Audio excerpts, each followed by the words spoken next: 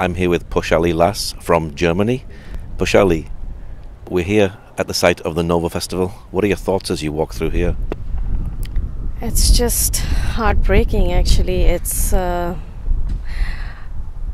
very, it brings one to reflection and thinking. And I just noticed that there are still cigarette butts and glass pieces left, and I cannot even imagine what panic there must have been, just running through the trees knowing that there are terrorists running after you or killing people around you, and one moment you're partying and the next moment you're gone. It's just to me a surreal feeling to be standing here.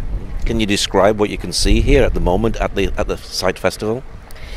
Yes, it is the photos, like lots of poles with the photos of the people who were shot dead, or even I see some of the hostages photos, and with just memorial candles and sort of poppy seed flower sort of little sculptures and lots of Israel flags and handwritten notes, as well as names and photos. So Israel has certainly done a huge effort to make sure that these people are not forgotten. But there's so many pictures, aren't there? And they're all young people mostly as well. Absolutely. That is something I just went and saw one picture and I thought, I'm not seeing it right, because it just says 1998 to 2023, and I'm like, wow, that person is young. And I'm thinking that person is like 2 decades younger than me, and I'm like, such a young person losing life. I mean, all these people were young, except for maybe a few people whose pictures are here. Maybe they came to help and got killed in the process. Now you've came today down to the Gaza border communities. Why did you want to do this trip?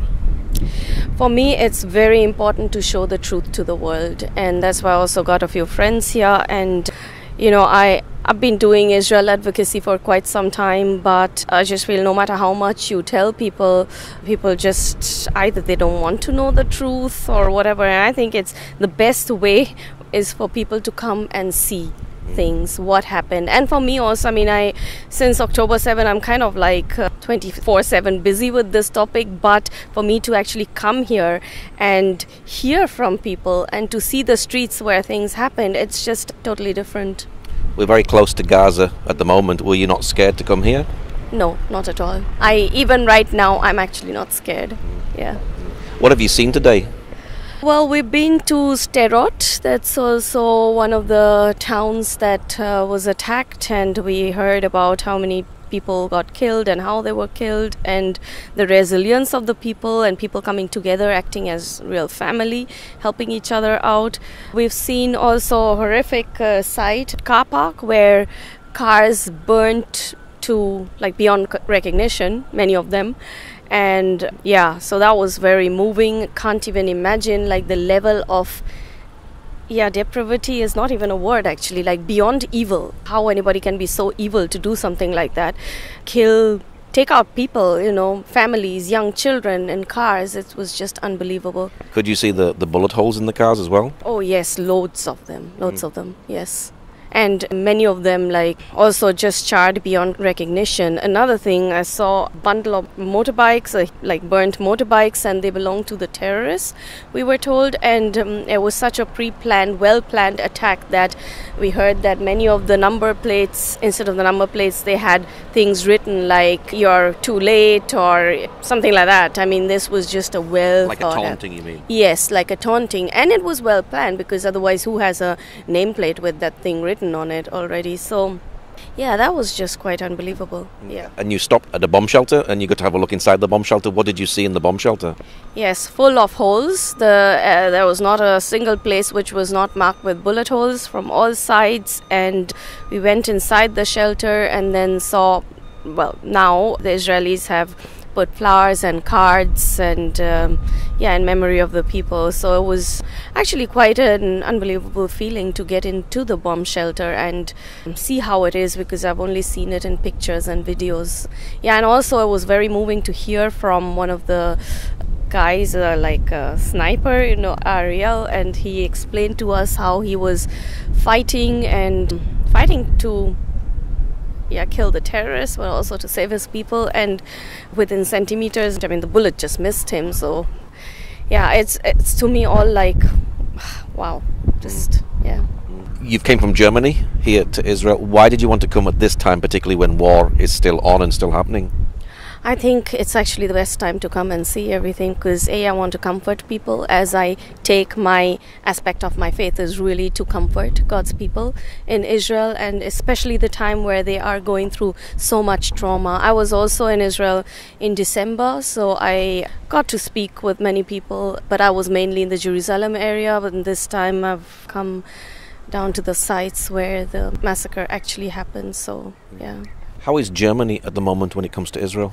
Very mixed, I would say. So the government, thankfully, is pro-Israel, and they really mean it when they say that, Germany with its past, so they have a very strong stand about supporting Israel, and Israel has every right to exist, of course, but the government, my state's government especially, is very, very clear about their stand, and they will do everything to protect the people also in Germany against the increased, I wouldn't even call pro-Palestine rallies. I would call them really anti-Israel and Jew-hate rallies. So, so the government is on the one side very pro, but there is a huge spectrum. You have people who really love Israel and who can see, even whether you have any faith or not, but people who can really distinguish the right from wrong, and people can see what happened on October 7th was clearly the biggest injustice, or it was another Holocaust.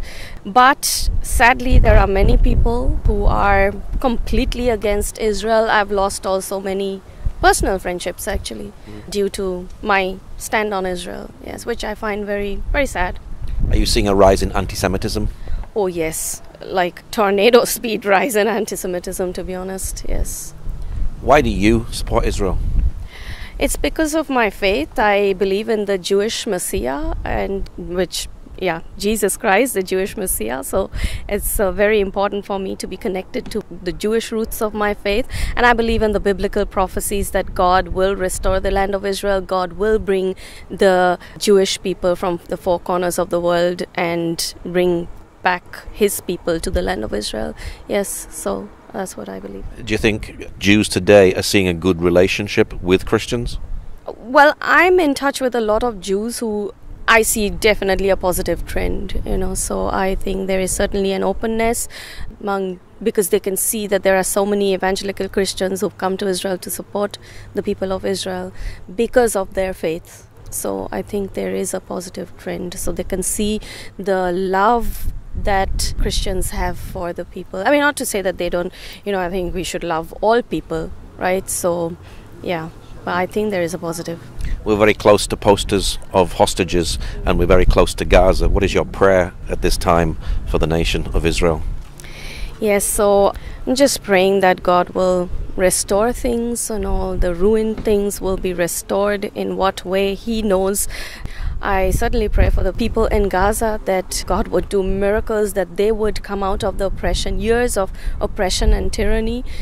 Yeah, and for the land of Israel, yes, peace, real peace to return, but first we need to root out the evil.